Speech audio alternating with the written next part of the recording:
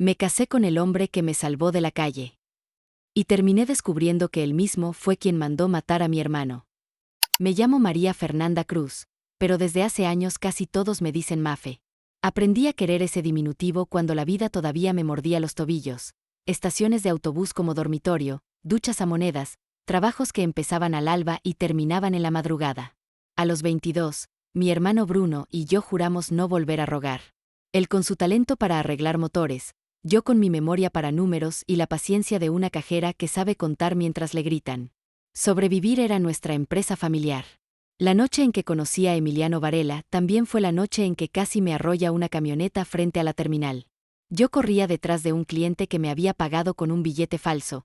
El mundo se me vino encima en bocinazos y luces.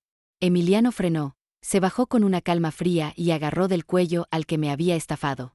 «Devuélvele el dinero a la señorita», dijo, como si estuviera recitando un manual para domar perros. Yo no supe si agradecer o huir. «¿Cómo te llamas?», me preguntó. Y antes de que pudiera inventar un nombre, Bruno apareció como un toro a interponerse. Emiliano le sostuvo la mirada con una sonrisa leve. «Tranquilo, hermano. Yo no muerdo. A veces rescato». Esa noche nos llevó a un comedor de madrugada. Ofreció trabajo limpio, inventario en una bodega que, según él, abastecía tiendas mayoristas. Pagamos puntual, comisiones claras y sin historias raras, prometió. Me dio una tarjeta que olía a cuero y whisky. Varela Logística. Nadie nos había ofrecido nada sin pedir algo a cambio. Bruno, desconfiado, me rogó pensarlo. Yo, cansada de contar monedas, acepté probar una semana. El primer día en la bodega, el orden me deslumbró: estantes numerados, pistolas lectoras de códigos, planillas impresas con horarios, cámaras brillando como ojos obedientes. Yo marcaba entradas y salidas. Bruno, feliz entre montacargas y motores, afinaba el zumbido de las máquinas. Emiliano pasaba cada tarde con camisas claras y perfumes caros, preguntando si nos faltaba algo. «No quiero que se sientan empleados, quiero que se sientan a salvo», decía. Esa palabra, a salvo, se me coló en el pecho. A los 3 meses, Emiliano me llevó a una noche de box en el gimnasio del barrio. Me habló de su infancia pobre, de su madre enferma, de cómo levantó la empresa con disciplina.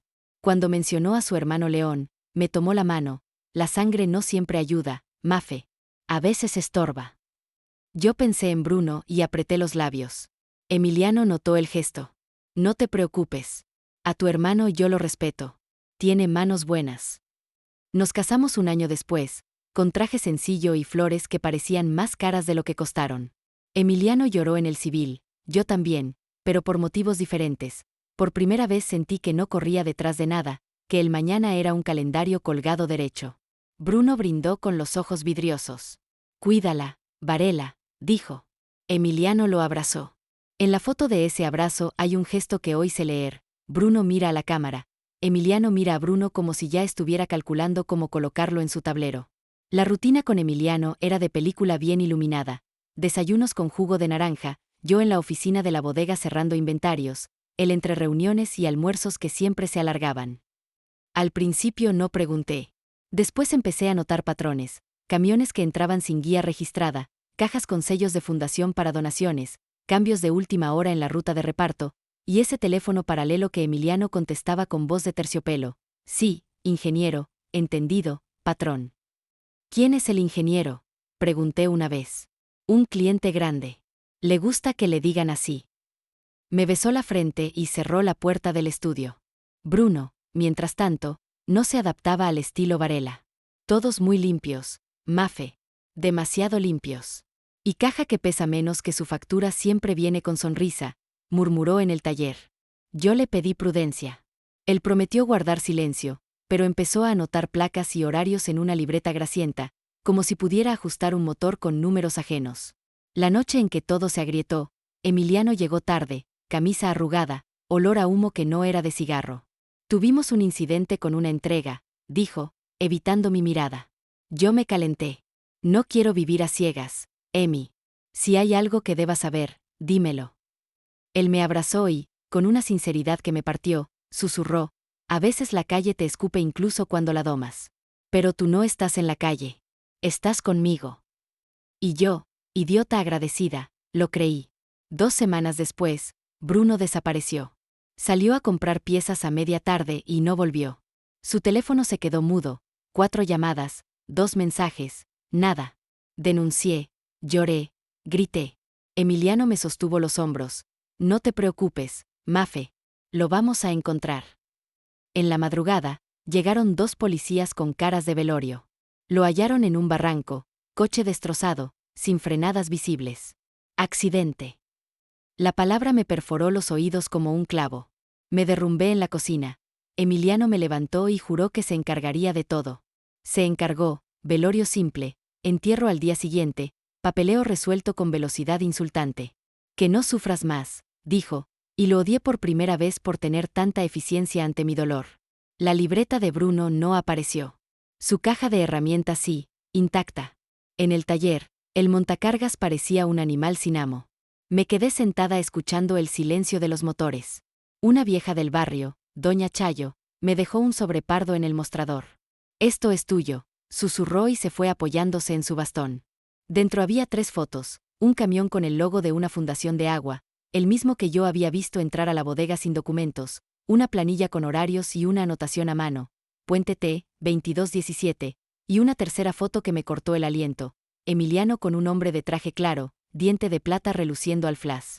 Detrás, con letra firme, SR, el que cobra. Esa noche, abrí la computadora de la oficina cuando todos se fueron. Entré al sistema de inventario con mi clave y la de Emiliano. Sí, la conocía, me la dijo por confianza, y busqué donativos. Encontré entradas duplicadas, rutas alternas y un campo de observaciones con siglas que no había visto. Operativo 19, mantenimiento remoto. Me ardieron las manos.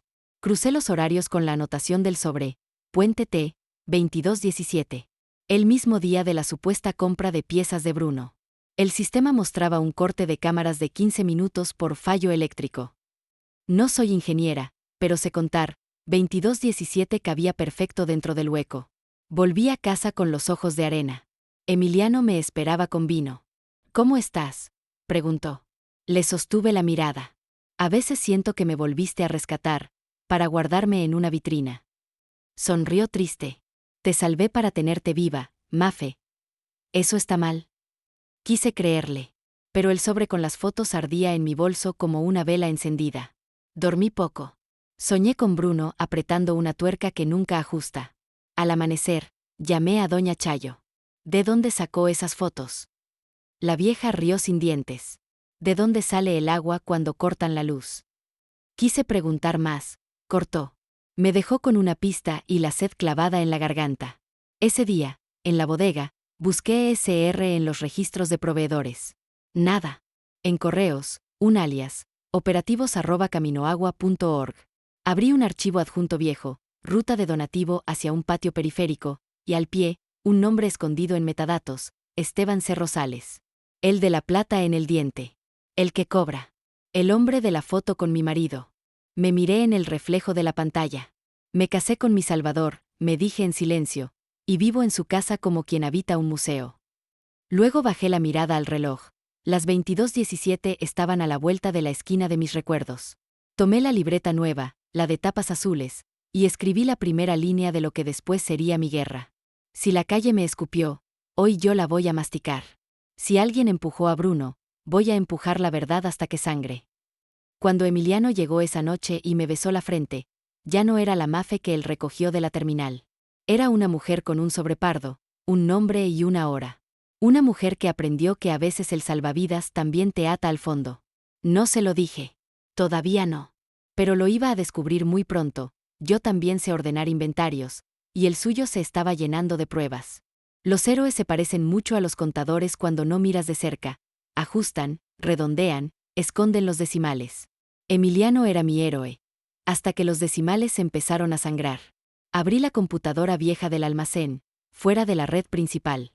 Entré al servidor de respaldo con una clave que solo usábamos cuando el sistema se caía.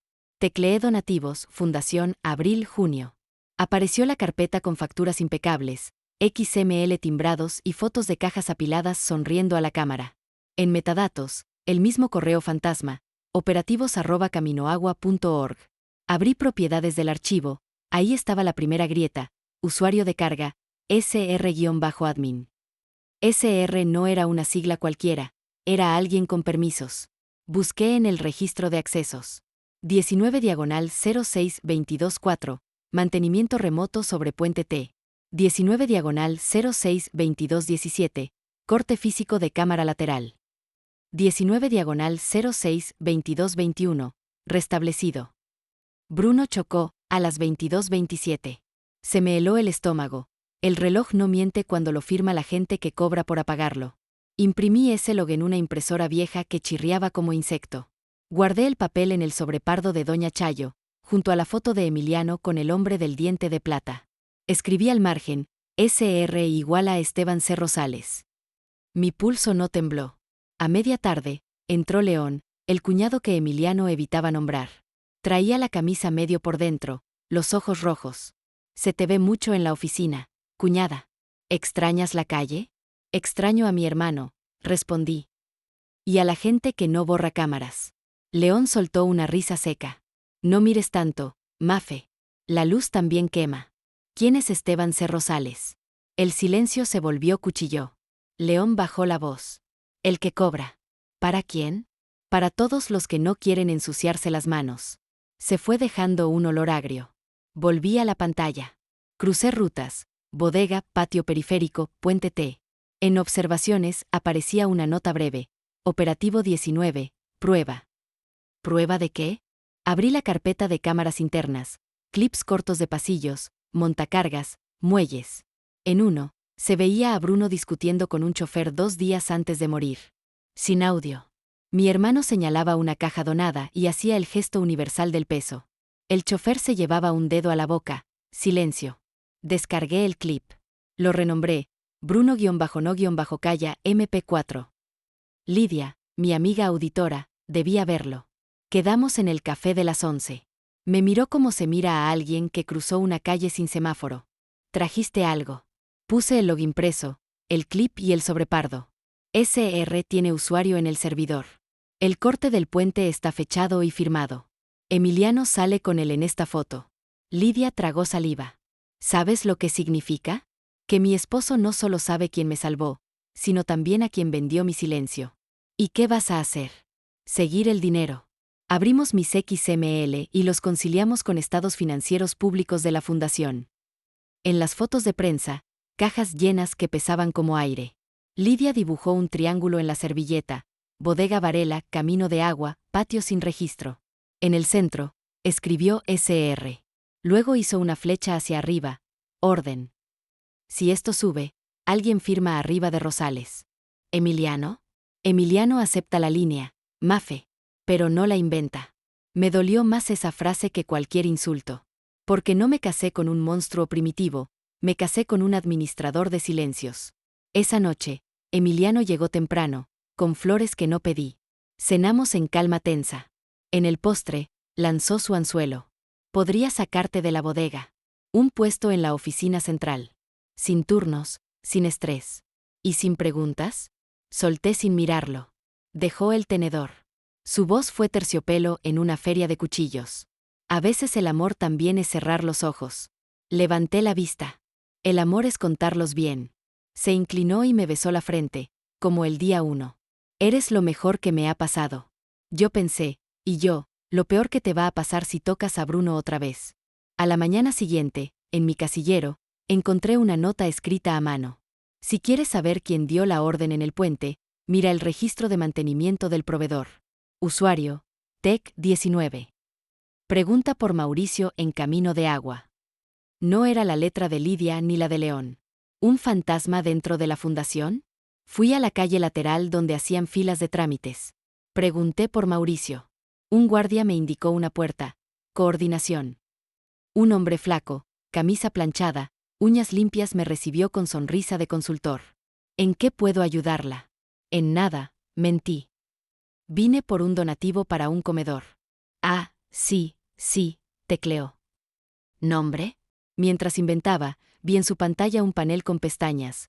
Rutas, mantenimiento, puentes. Un cursor parpadeó junto a puente T, 19/06, 22, 0422, 21. Mauricio notó mi mirada y giró la pantalla. Los donativos se procesan por correo. Deje su solicitud. Sonrió de nuevo. En su muñeca, un reloj con segundero rojo. El reloj de los 12 minutos. Salí con las manos sudadas. Escribí a Lidia: Mauricio, Fundación, maneja mantenimiento del puente. Usuario, Tech19, punto. Ella respondió con 3 palabras: pide respaldo legal. De regreso a la bodega, encontré a doña Chayo sentada en el umbral del taller. Tu hermano guardaba cosas donde la grasa no llega, dijo. Mira el compresor. Desatornillé la tapa como me enseñó Bruno. Dentro, envuelto en plástico, un pendrive azul. Lo abrí en la compu vieja, fotos de camiones, acercamientos a placas, y un video corto desde lejos del puente, luces intermitentes, un sedán negro, una camioneta detrás. Un brillo en el retrovisor, un diente. Detuve en seco. Mi hermano había armado su propio expediente. Lloré sin ruido. Guardé el pendrive con San Judas, lo colgué al cuello.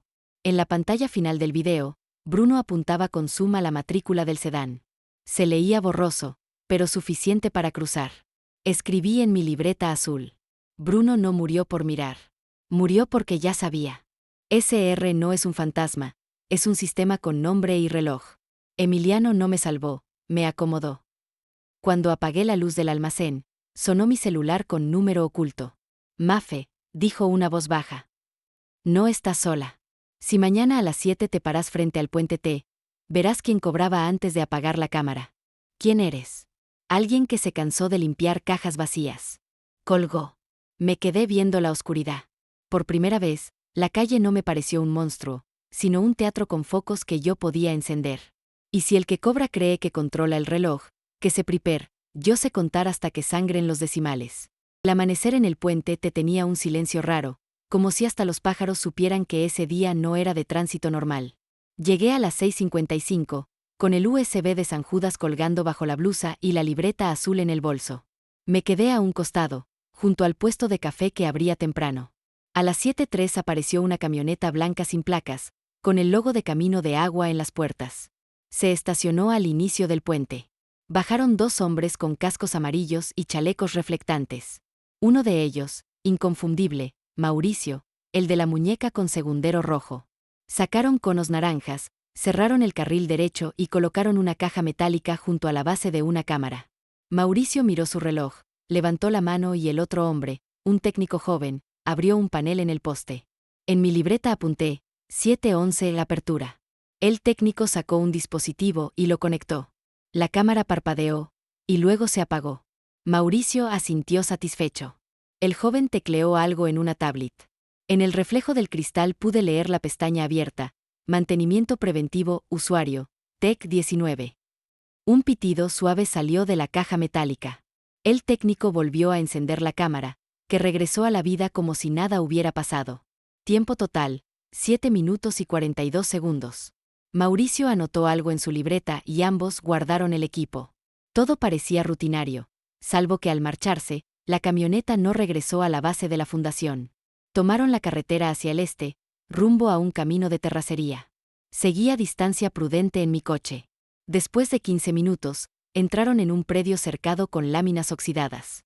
No había letrero, pero sí un portón pintado con las siglas CDA. Me estacioné detrás de un tráiler abandonado y saqué fotos con el zoom. La camioneta blanca entrando, Mauricio entregando una carpeta a un hombre alto de chaqueta negra. No pude ver su cara, pero sí algo brillante en su boca cuando sonrió. El maldito diente de plata. Al mediodía, me reuní con Lidia. Le mostré las fotos, los horarios y la coincidencia de procedimiento con el corte de la noche de Bruno. Mafe, esto es patrón repetido. Si lo demostramos 3 veces, el juez no lo puede ignorar, dijo, subrayando en su libreta. ¿Y cuántas llevamos? 2. La tuya de hoy y la del 19 de junio. Nos falta una tercera. Lidia pensó un momento. Hay una orden para cortar la cámara del puente del kilómetro 42 este viernes. Oficialmente es por mantenimiento de sensor. Si conseguimos estar ahí, tendremos la tercera. Terminé. Por la noche, Emiliano llegó con humor extraño. Me abrazó más tiempo del usual, como si quisiera olerme los pensamientos. Hoy pasaste por el puente T, dijo, sin preámbulos. Sentí un frío en la espalda. Él sonreía, pero sus ojos estaban fijos. ¿Y tú cómo lo sabes? Tengo amigos en todas partes. No respondí. Caminó hasta la mesa, dejó las llaves y me miró como quien observa un cuadro caro. A veces pienso que no entiendes cuánto te he protegido. Y a veces pienso que no entiendes cuánto me debes. Solté. Su ceja derecha se arqueó. No dijo nada más. Pero esa noche, mientras dormía, sentí su brazo sobre mí como una cadena ligera. A la mañana siguiente, doña Chayo me esperaba en el taller. Vi a tu marido hablar con un hombre en el mercado. El de la plata en la boca. Traía una caja pequeña, como de discos. ¿Qué hora era? Pasadas las 10. Anoté todo. Si Rosales llevaba una caja, podía ser un respaldo físico. Y si iba sin escolta, quizás no confiaba ni en su propia gente. Ese viernes, Lidia y yo llegamos al puente del kilómetro 42 antes que el equipo de mantenimiento. Esta vez no solo eran Mauricio y un técnico, también estaba el hombre alto de chaqueta negra. No se acercó al panel, pero observó todo a distancia. Cuando la cámara se apagó, él hizo una llamada rápida.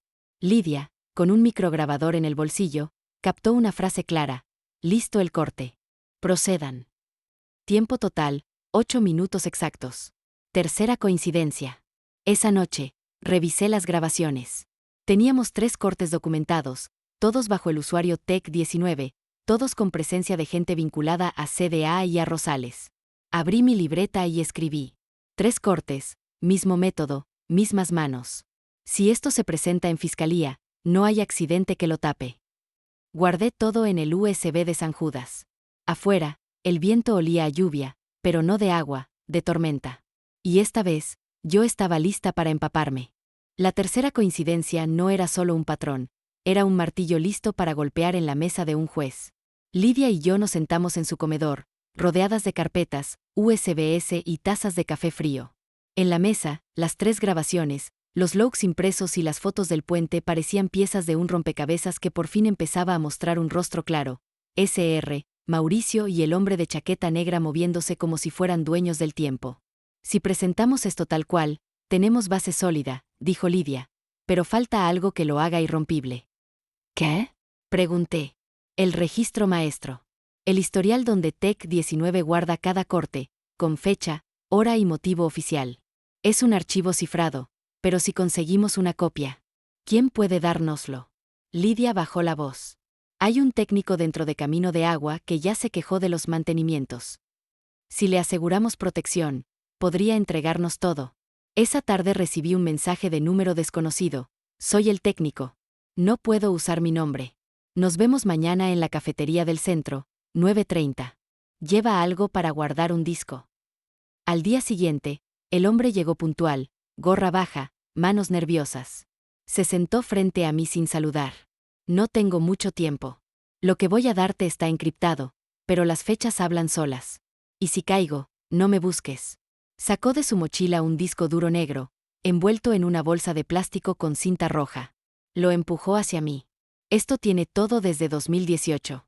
Cortes, usuarios, rutas, notas internas. Si alguien lo ve, sabrá que no fue casualidad. ¿Por qué me lo das? Porque tu hermano no era el único que quería hablar. Y porque ya no aguanto limpiar mierda ajena. Se levantó y se fue, dejando el olor de café y miedo en el aire. Lidia me ayudó a abrir el disco en una laptop sin conexión. El archivo maestro era una hoja interminable de registros. El 19 de junio de este año, a las 22:04, el usuario TEC19 ejecutó mantenimiento preventivo en el puente T. Observaciones. Solicitud SR, autorización MLC. ¿MLC? Pregunté. Mauricio L. Corbera, dijo Lidia, golpeando la mesa. Ahí está. Rosales pide, Corbera autoriza. El registro también mostraba pagos extraordinarios a proveedores externos en fechas clave, con montos altos y descripción logística especial. Entre ellos, Varela Logística. Mi sangre se heló. No era solo que Emiliano supiera, su empresa era parte de la cadena de pagos. Esa noche, Emiliano llegó más temprano de lo habitual. Me observó mientras cocinaba. Te ves diferente, Mafe. Tal vez porque ya no estoy tan ciega. Se acercó y me tomó de la barbilla. No me gusta ese tono. A mí tampoco me gusta que mi esposo trabaje con asesinos. Su mano se tensó, pero no me soltó.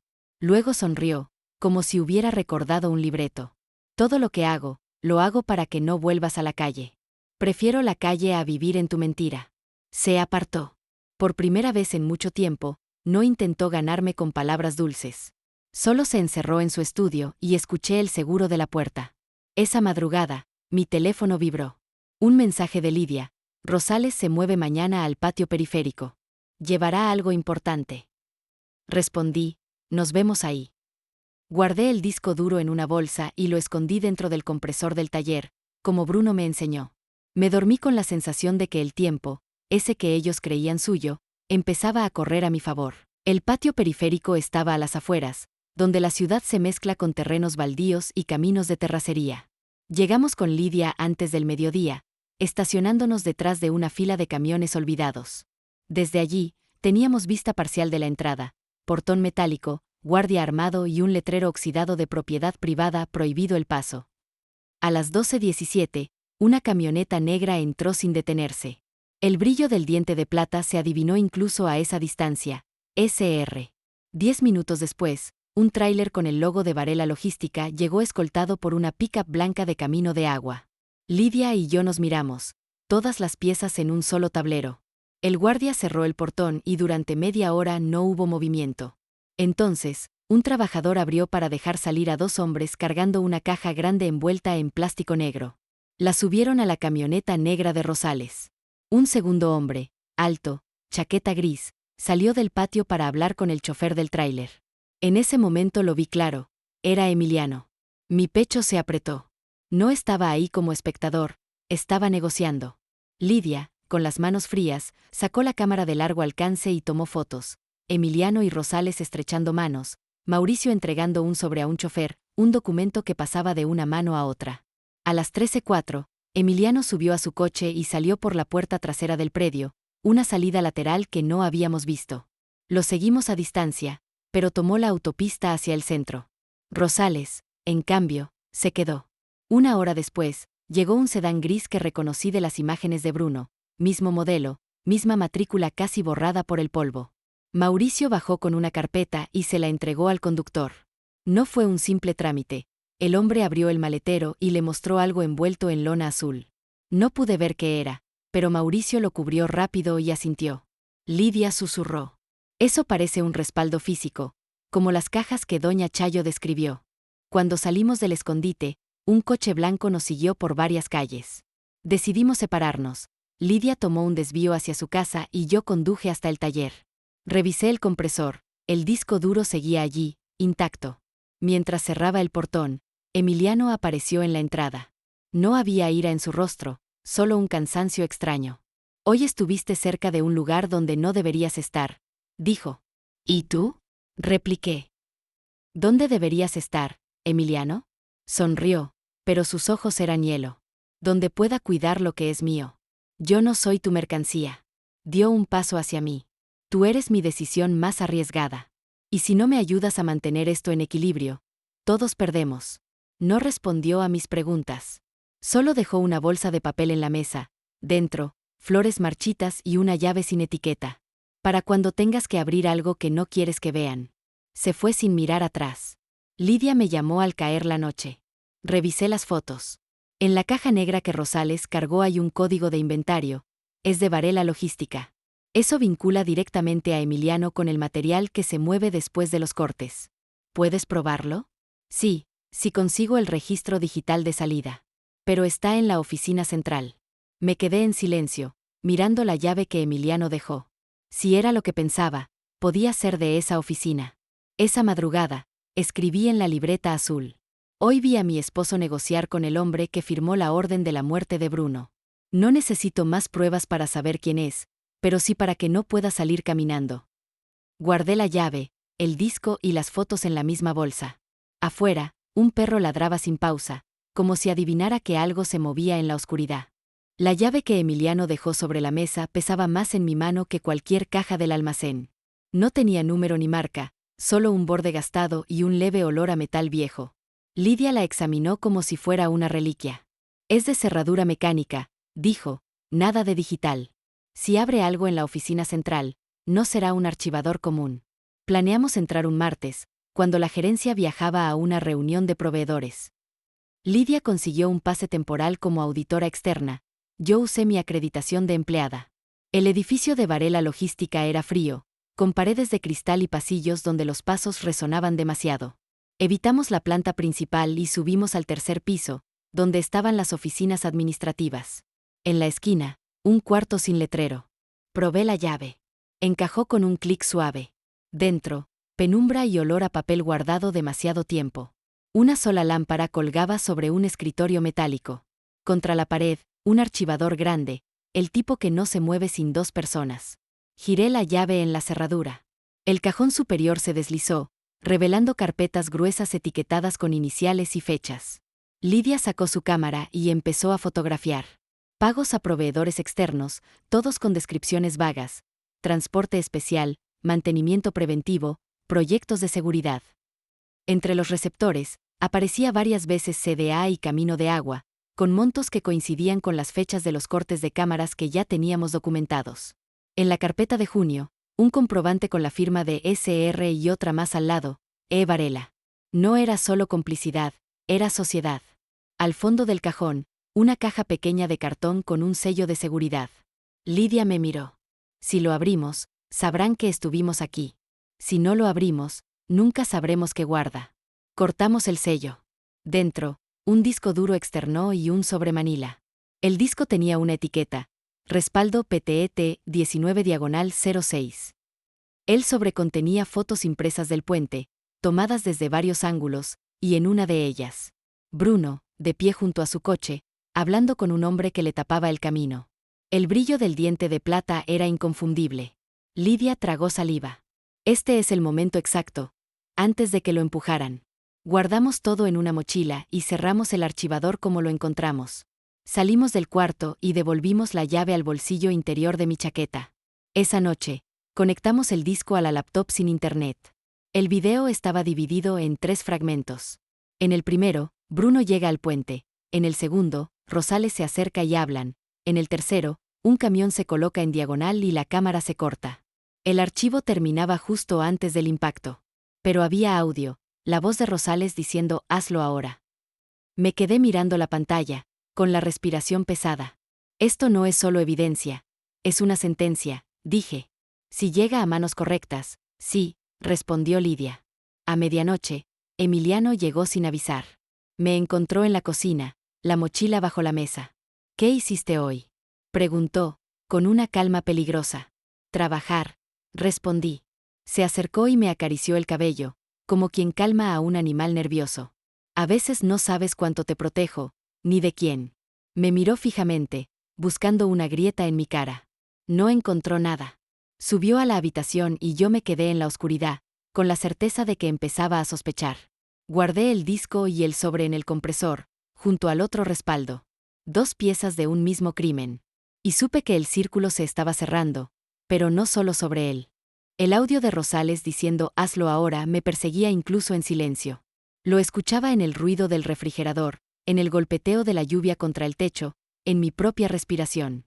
Lidia y yo sabíamos que no podíamos quedarnos con eso encerrado. Pero filtrarlo entero sería una sentencia. Para nosotras. Necesitamos exponerlo, pero no todo, dijo Lidia mientras revisábamos el archivo. Solo la frase, sin contexto visual. Así no podrán probar que la tenemos completa. ¿Y si igual vienen por nosotras? Ya vienen, Mafe. La diferencia es si llegamos primero. Usamos un contacto de Lidia en una emisora local que se especializaba en denuncias anónimas. Acordamos enviar un fragmento de audio y un texto simple. Puente T, 19 de junio, 22:17. Voz de SR. Lo programaron para la mañana siguiente, dentro de un bloque de noticias sobre corrupción municipal. Esa noche, mientras yo subía el archivo a un servidor seguro, alguien tocó el portón del taller. Abrí una rendija, un hombre joven, sudadera gris, rostro cubierto por una gorra. «Esto es para usted», dijo, entregándome un sobre. Me dijeron que se lo diera y que no esperara respuesta. Dentro había una sola hoja, una foto borrosa de mí y Lidia saliendo de la oficina central de Varela Logística, el día que conseguimos el disco. En el reverso, escrito con marcador rojo, «Entrégalo antes de que él decida por ti». A las 7:15 de la mañana, la emisora transmitió el audio. La frase «hazlo ahora» resonó por las ondas, limpia, sin eco. El locutor leyó la nota que enviamos, sin nombres completos pero con las iniciales SR y el lugar exacto. En redes, los comentarios empezaron a arder. Teorías, acusaciones, historias de otros accidentes en el puente. Para el mediodía, Rosales ya estaba en modo cacería. Un contacto de Lidia en la policía nos avisó que había enviado a 2 hombres a recuperar material sensible. Su primer destino, el taller. Corrí antes de que llegaran. Saqué los 2 discos y el sobre con las fotos, y los metí en una mochila pequeña. Cuando volví a cerrar el compresor, escuché el ruido de una camioneta acercándose. Salí por la puerta trasera, crucé por el patio de la vecina y me perdí entre las calles. Esa noche, Emiliano me encontró en la cocina, aún con la mochila en el hombro. «¿Qué hiciste?», preguntó sin rodeos. «Sobrevivir», respondí. Se sirvió un trago y se sentó frente a mí. «Rosales está furioso. Dice que tú», pausó, «que nosotras filtramos algo». «¿Y tú qué dices?». «Digo que si es verdad, solo hay una forma de resolverlo». Lo miré sin parpadear. «¿Entregándome?». No respondió. Tomó su vaso, lo vació de un trago y salió, dejándome con la certeza de que su lealtad ya no era mía, ni del todo de Rosales. Más tarde, Lidia me llamó. «Rosales movió gente al puente. No sé si es para limpiar o para vigilar». «Entonces tenemos que ir», dije. «Estás loca».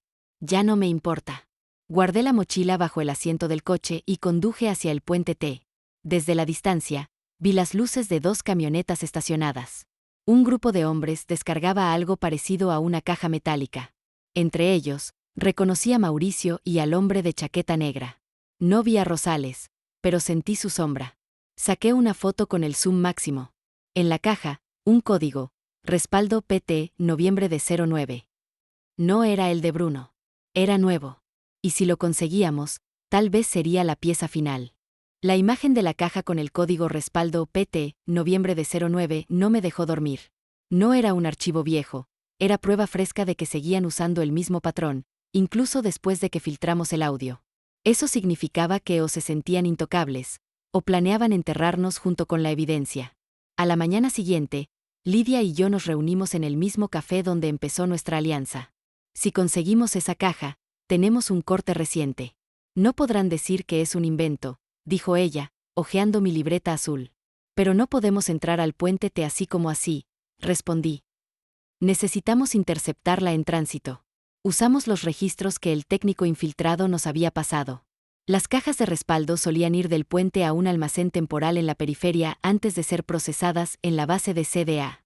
Si la ruta se repetía, habría una ventana de menos de 40 minutos para actuar. Esa tarde, desde un auto prestado, seguimos la camioneta de Mauricio que transportaba la caja. Tal como imaginamos, se desvió hacia el almacén temporal, un galpón de paredes de lámina y portón corredizo. Afuera, 2 guardias armados.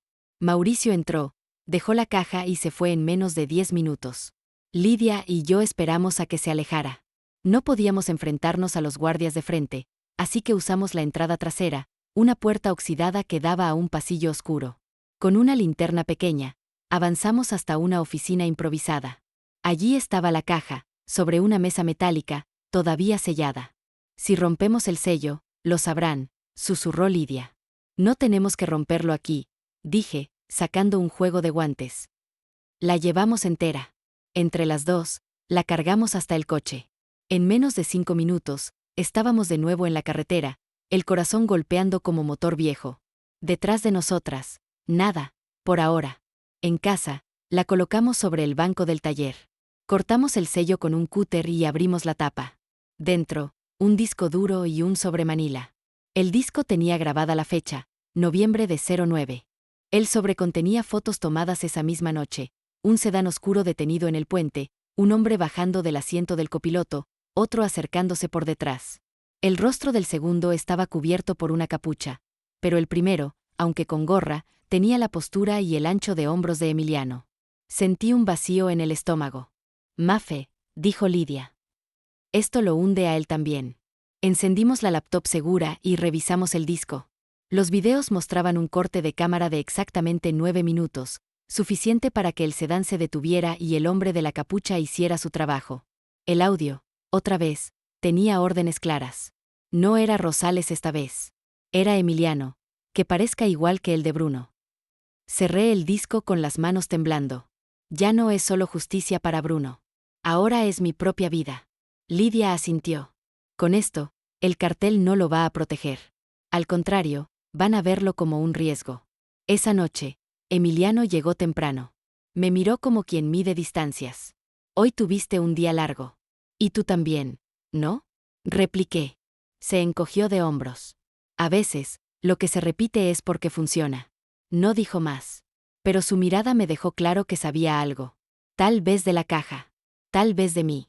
Guardé el disco y las fotos en el compresor, junto a los otros. Ahora tenía 3 respaldos, 3 fechas, 3 cortes, y un esposo que ya no era una sombra de duda, sino una pieza confirmada del tablero. En la mesa de Lidia, los 3 discos duros formaban una fila perfecta. 3 fechas, 3 cortes, 3 voces que no sabían que estaban construyendo su propia tumba: Rosales, Mauricio y Emiliano. Afuera llovía, pero dentro el aire estaba más pesado por el peso de esas pruebas. Con esto no pueden decir que fue un accidente, Mafe, dijo Lidia, revisando por última vez los archivos. 3 incidentes, mismo patrón, mismas manos. Y uno de ellos es mi esposo, respondí, con un sabor amargo en la boca. Sabíamos que presentar todo de golpe en la fiscalía sería arriesgado.